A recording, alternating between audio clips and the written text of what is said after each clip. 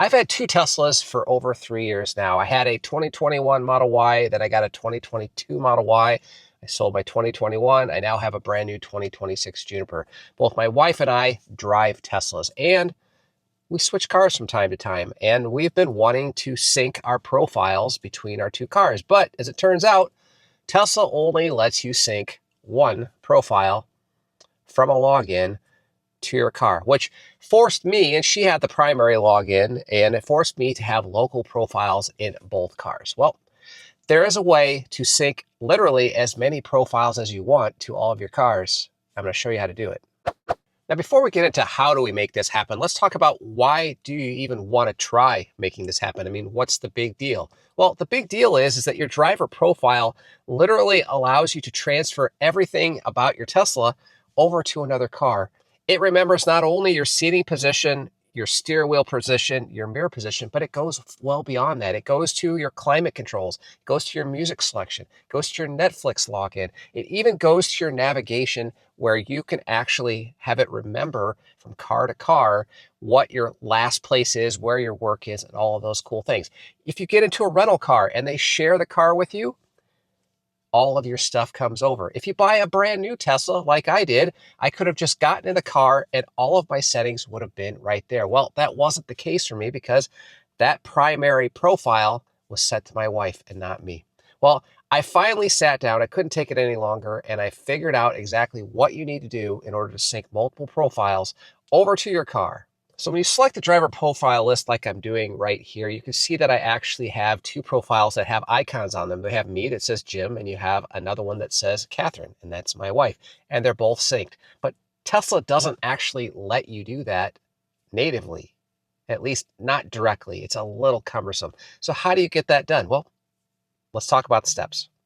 Now, as it turns out, Tesla is kind of following Apple when it comes to multiple profiles because they really don't, like Apple, want you to have more than one person on an account.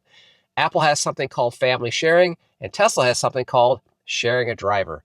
And it works very much the same way. And in order to make this work, unfortunately, the second person has to create a brand new Tesla account. Fortunately, it's pretty easy. All you have to do is enter in an email, sign in, create a login, and then you have a Tesla account.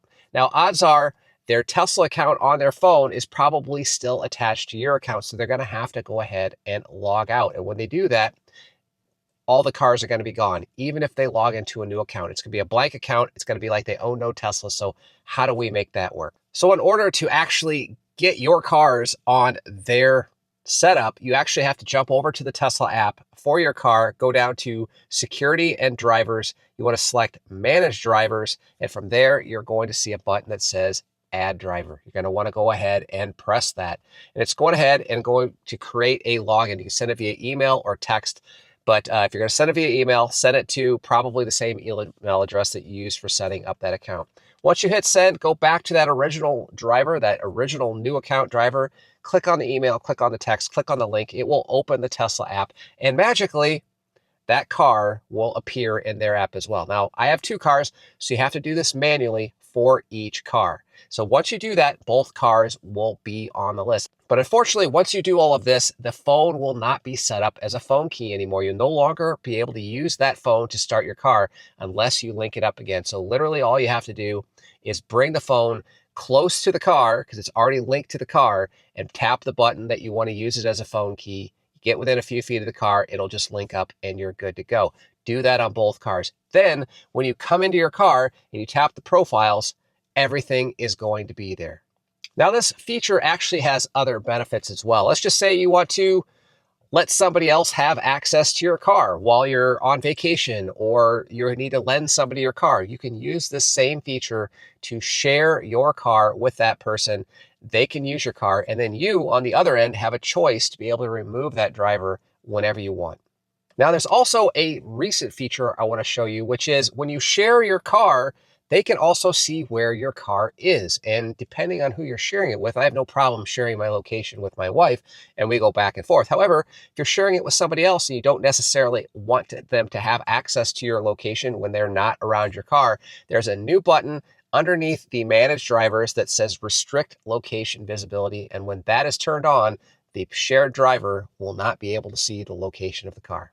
Now, the last thing I want to touch on is a reason why you would both want to have synced profiles, and that was with the upcoming Robotaxi. Now, Robotaxi right now, as I'm filming this video, is only available in Austin, Texas and San Francisco, California, but it's rolling out to other areas. If you want to use a Robotaxi, you're going to want to have your own login, because when you get into a Robotaxi using the Robotaxi app, all of your settings, your climate controls, all of your preferences, even when you're in the back seat, are going to come over. Even your Netflix login is going to come over if you want to actually watch a movie or a TV show while you're in the back seat of the car. So it is something that you're going to want to do, even if you only have one Tesla, because there's going to be opportunities for you to actually utilize this in the future. I just want to make sure that you knew exactly how to get this done, because for me, and I've been doing this for a long time, it wasn't exactly straightforward. But once I worked through the process, and hopefully now that you're seeing it on the other end, you're saying, wow, that seems pretty simple.